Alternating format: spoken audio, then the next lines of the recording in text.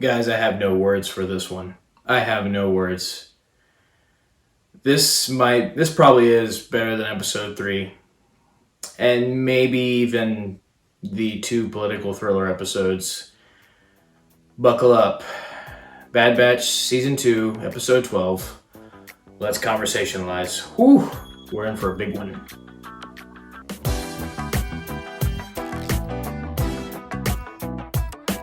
Alright, guys. You know how when Episode 3 came out, I was like, good gosh, this is phenomenal. This is amazing. The action is brilliant. The story is great. Commander Cody, his whole arc, it's awesome. You get this one. It's called The Outpost. Another Crosshair story. Crosshair solo story. It's just top tier Star Wars. Peak Star Wars. They could not have done any better with this individual episode. It is just like... let's get into it. Okay, so Crosshair is tasked with this mission. Well, like first off, Crosshair is already at the ship that is about to depart to the planet. This planet, it might actually be a moon called Barton 4. It's a heavy snow planet with ice vultures. And the lieutenant, the commanding officer of the mission, gets there, walks up to Crosshair. Crosshair's in full garb. He's got all his gear on, his sniper, his helmet, and his one arm. And the lieutenant walks up to him. His name is Lieutenant Nolan. Lieutenant walks up to him and goes, "You're out of uniform. You're out of uniform, trooper." He's in full garb. He doesn't have his helmet on. That's the only thing that he's not wearing. And the lieutenant goes, "You're out of uniform." This show is so good at making you know whether you love or hate the person within the first 3 seconds of knowing them. It's quite impressive, the ability of this show to do that. Just because, wow. So that's already established, how absolutely awful this lieutenant is. And he's commanding the mission. And then, as if that wasn't bad enough, and the lieutenant's like the snobbiest person ever. And he looks at the other clones, because other clones were tasked to the same mission, and he scoffs at them. And Crosshair's like, "Problem, sir?" And the lieutenant goes, "I don't like used equipment." Meaning clones. Like I said, first 3 seconds, you are so desperately wanting him to get the boot. So desperately. Like, talk about a character you just loathe immediately. Like, start to finish, loathe. So they go to the moon, Barton 4. They walk out. You already see some ice vultures flying overhead. This heavy snowstorm. They walk inside the base, and it's being run by clones. What do you know? And the leader of these clones is a guy named Commander Mayday. And Mayday is one of the characters that you know you love within the first 10 seconds of meeting. Probably 3 seconds. It probably is 3. He's got like this longer beard, and he's got like his armor's wrapped in cloth, kind of like Dengar. His clone armor is, even his helmet is. He's got just a really awesome look and an amazing personality. Like, he's very sarcastic, and you can tell he's like sticking to the man. He doesn't want to be here. He knows that the Empire is just full of mess. Because he's been protecting these crates that these insurgents have been trying to steal for some time now. And that's why Crosshair was sent to the moon in the first place, was to protect the crates. And Mayday doesn't even know what's in the crates. So he has very few men left. The insurgents have killed most of his clone troopers that he's commanding. And the lieutenant, of course, the Imperial lieutenant, is all giving Mayday all sorts of mess about, "I'm your commanding officer now, you guys are so incompetent, blah, blah, blah." And there's just this moment where Mayday's like, "How many missions have you led?" And the lieutenant, of course, doesn't have an answer. And then the commander's like, "Yeah, that's what I thought." Again, you love that guy, you hate that guy. It's a simple world, people. It's a simple world. And I think because Crosshair and Mayday share the same hatred for their new lieutenant. And because of Mayday's magnetic personality, Crosshair is not as tightly wound around him. Like when Mayday introduces himself, Crosshair introduces himself. So again, he's not as tight. He's a little more friendly with this guy. And I think also part of it is he understands Mayday's plight. That he's been protecting these crates. He and his troops have been protecting these crates with their lives for around a year. And they haven't gotten any support. Mayday's asked for new equipment from the Empire for like a long time now. All this new stuff, and they haven't given it to him, even though they keep telling the clones to protect the crates at all costs. Of course, Empire messed up, as always. But then the insurgents come, and they destroy one of the ships at the base. They destroy what's left of Mayday's men. And Crosshair, he's like blinded by the explosion of the ship, and he, like, after recovering, he has to take his helmet off. It really dazes him and gets him out of whack. But he is finally able to land a shot on one of the insurgents. Again, shows how good of a shot he is, as if we needed another example. But he follows the blood trail, and it is a blood trail. Which is, again, is funny, because it's like in the last episode, an arm was hanging out of a creature's mouth. Yikes. And then in this episode, there's like a blood trail. So it's like, man, we're getting, again, up in the violent level a little bit. At least for animated Star Wars cartoons, that is. But Crosshair follows the trail to this cave, and Mayday finds him, sees the same thing. They go back to the base to kind of regroup after the attack, and Mayday tells it like it is to the lieutenant, like, they killed all the rest of my men. We don't have the manpower to go search for them. Some of the insurgents did end up stealing some of the crates. And Mayday's like, we can't do it. And the lieutenant's like, no, we need those crates. It's your job to get those crates, and you and Crosshair will go get them if you have to. He just says you two, because he doesn't consider the clones like individuals or anything. But you guys are gonna go get them. Just you guys, you alone, gonna go get them. No manpower, no help, no extra equipment. Just go get them. It's your job. Yeah. Anyway, Mayday and Crosshair set out. They follow the blood trail into the cave. They find the insurgent who Crosshair injured. He is dead now. And there's this funny moment where Mayday looks at the guy and he's like, I don't know what makes me feel worse. That the insurgent is wearing my own clone's armor, or his own people left his body here. And Crosshair's like, there's no point in carrying around dead weight. And then Mayday's like, remind me not to die under your watch. So, I mean, it is true. It's kind of a reflection of the characters. Like, Mayday's a lot more concerned for his fellow troops as to where Crosshair is just like, let's just get the job done. If people die, people die. But even he's contradicts that later. But Crosshair ends up stepping on a mine that the insurgents had planted in the cave. And Mayday tries to disarm it, but it's a slow process. So it's during this time that they get to have another conversation. And Mayday asks Crosshair, like, what unit were you with? And Crosshair's like, he eventually says Clone Force 99. And when Mayday asks him where they are now, Crosshair just says they're gone. So it's interesting that he's still kind of telling everybody, oh, the Bad Batch is dead. He's still kind of, he's covering for him, but I think in this case it was just kind of to avoid any extra having to go deeper into what happened and them going rogue and him staying with the Empire, blah, blah, blah. But Mayday basically then reveals his grievances with the Empire. It's like, we're out here working our butts off, losing men, and the Empire still treats us like this. They treat us like we're nothing. And Crosshair, of course, being Crosshair, is like, well, a mission's a mission. Then Mayday says, yeah, that's what I used to think. Obviously, he doesn't anymore. So he disarms the mine. They find the insurgents' hideout. They have a shootout there.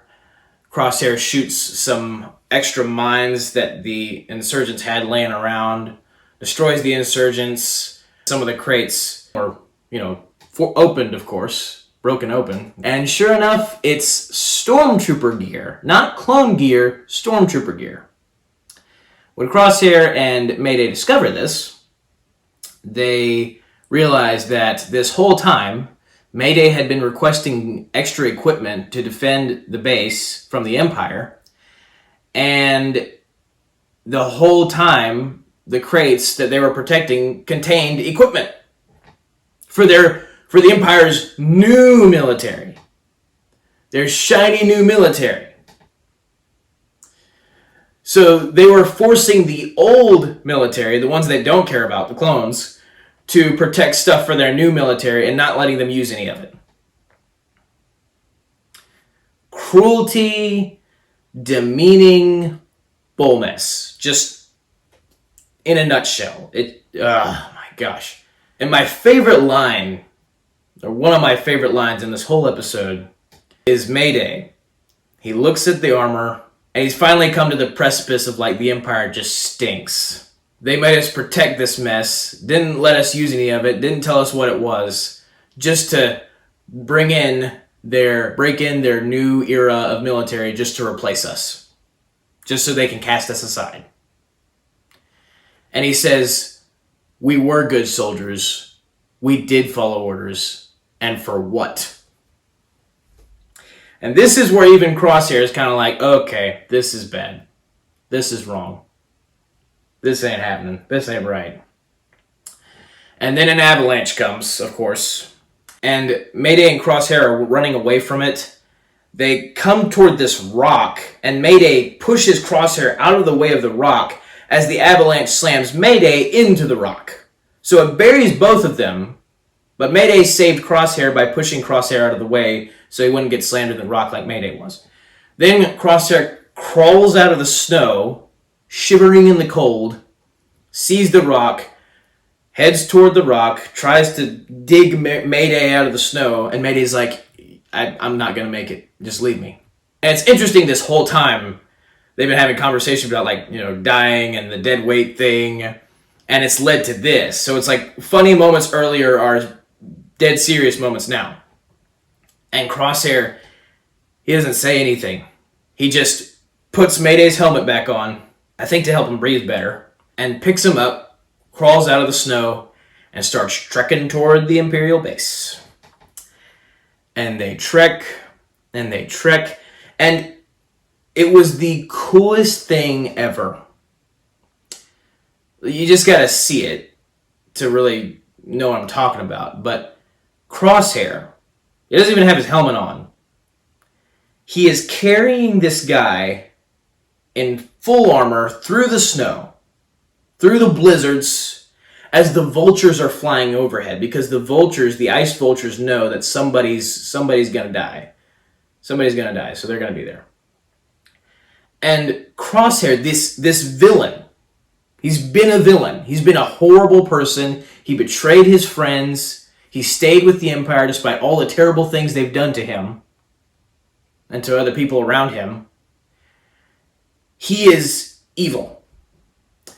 And you see this guy who you knew always had good in him still, despite him being evil, trek with this clone across the snow. Help save his brother from certain doom. This clone that he's gotten specifically attached to in brotherly love. He wants to save him. It's like the first time you see Crosshair exhibit genuine emotion. It's like, I gotta save this guy. He's my friend, I gotta save him. We've only met for a day. And he's like, I gotta save him. And again, just seeing him walk, it was kind of the bad guy version of Samwise carrying Frodo in Return of the King. My favorite line in that movie is, I can't carry your burden for you, Mr. Frodo, but I can carry you. And that's similar to what this felt like. It's like Crosshair, being this horrible person, still had the heart to carry his brother through the snow to try to get him to safety. That was insane. Highlight of the episode. But then they get back to the base. And Crosshair is on his hands and knees. Mayday's half dead. They see ships coming in with more of the new gear and the new stormtroopers that are gonna, take over the base now, become the new military at the base, of course, replacing the clones, casting them out as if they were nothing. And Crosshair's like, Mayday, he needs a medic. And Lieutenant Nolan, of course, is like, well, you guys didn't complete your mission. You didn't come back with the crates. So I'm not going to give him a medic. I'm not going to help him. He's just going to die, and you're going to follow my orders. And Crosshair's like, no, did you hear what I just said? He needs a medic. He's going to die. And the lieutenant's like, no. And then sure enough, Mayday, he dies. He closes his eyes for the last time. Crosshair checks his pulse. He's gone. So that's heartbreaking in and of itself. Absolutely heartbreaking, because like you just kind of love this character in like only one episode. He's great, and then he dies. And then Crosshair is just like, you could have saved him. He's like the lieutenant, like, you could have saved him. What? He served you. He did his job. We both served you. You could have saved this guy. What the heck? And the lieutenant's like, he served his purpose as a soldier. He's expendable, just like you are. And if you speak to me with such disrespect again, I'll cast you aside. And Crosshair, on his hands and knees, after all he's been through with the bull mess of the Empire,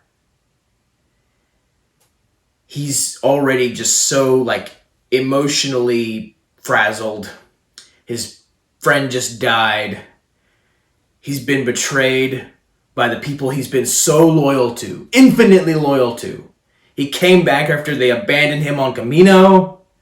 This insane amount of loyalty, and the Empire just spits in his face. This lieutenant just spits in his face. Calls him expendable, calls him nothing. And Crosshair's just on the ground, and then he sees the shadow of the vulture move across the floor. And you could just see the anger swelling up in his eyes. And this whole time, as the suspense is building, his friends just died. The thing he's been loyal to most has betrayed him. After the 100th time, the Bad Batch, everything they were trying to tell Crosshair about the Empire is being proven right in front of his eyes. The most emotion he's ever exhibited. I'm on the edge of my seat. I'm just like, please just do it. Please just do it. Please just do it. Crosshair gets up as the lieutenant is walking away. He just says one word. Lieutenant. Dude turns around. Bam. Bam. Right there. Done. Lieutenant. He dead. He dead. He crispy. And he ain't coming back. Yes. Again, I don't know if in an animated, like, that might be one of the most times I've freaked out. Like, I do these videos at nighttime. My brother's asleep. My little brother's asleep across the hall. I had to contain my excitement. Like, I had to try not to scream. Like, yes! Because that was Crosshair's redemption. That was it, right there. He finally, because I was so worried he was just going to go along with it. I was so worried that he was just going to accept what the dude had to say. And he's like, okay, we'll just let the vultures here eat my friend, and I'll just go along being a servant of the Empire because that's all I'm good for. No, he doesn't take that kind of bull mess. He doesn't do that. No. He shoots the lieutenant just before he passes out on the ground after all the snow trekking he's done. Again, half dead, like Mayday was. The stormtroopers come in, review the situation. That's where I thought the episode ended. It was like Crosshair's passed out on the floor, and we don't know what's going to happen to him. And like the screen fades to black, and you're thinking then the credits are going to start to roll.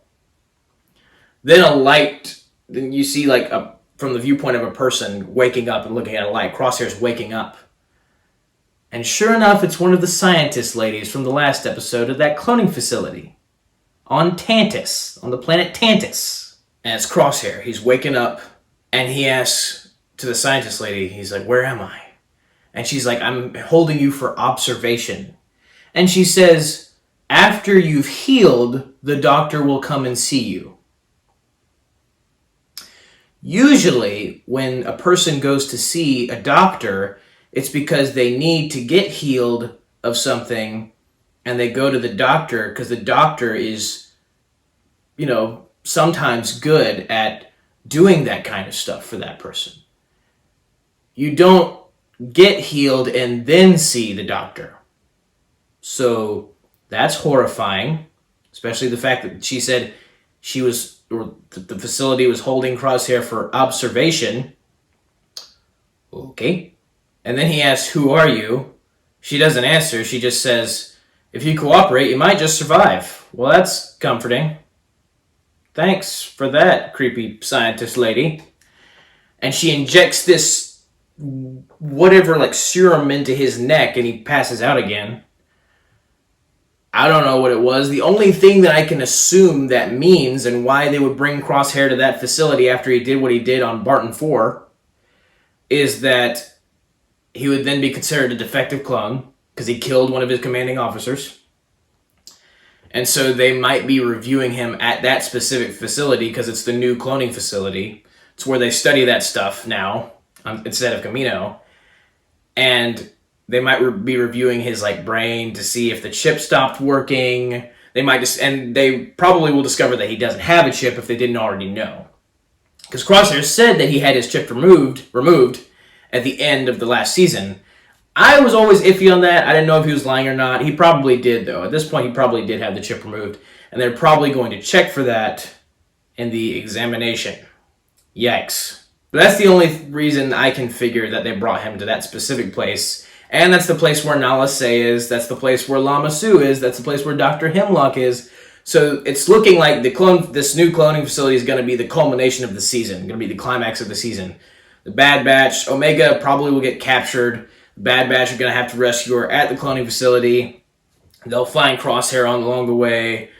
Whatever is going to play out with that, I have no idea. But I think at this point, Crosshair has finally decided enough with the Empire. Down with the Empire. No more Empire. And I am all for it. They could not have told a better story with this episode. A better redemptive process with Crosshair. Couldn't have told a better one. They couldn't have. This was the best. This was the best. I am so glad this episode exists. I just think that Dave Filoni once again has outdone himself. And probably by the end of the season, all of the filler episodes will have been worth it. So that is my review of Bad Batch Season 2, Episode 12. Have a very blessed day. May the Lord be with you. May the Force be with you. Goodbye. And that's a wrap.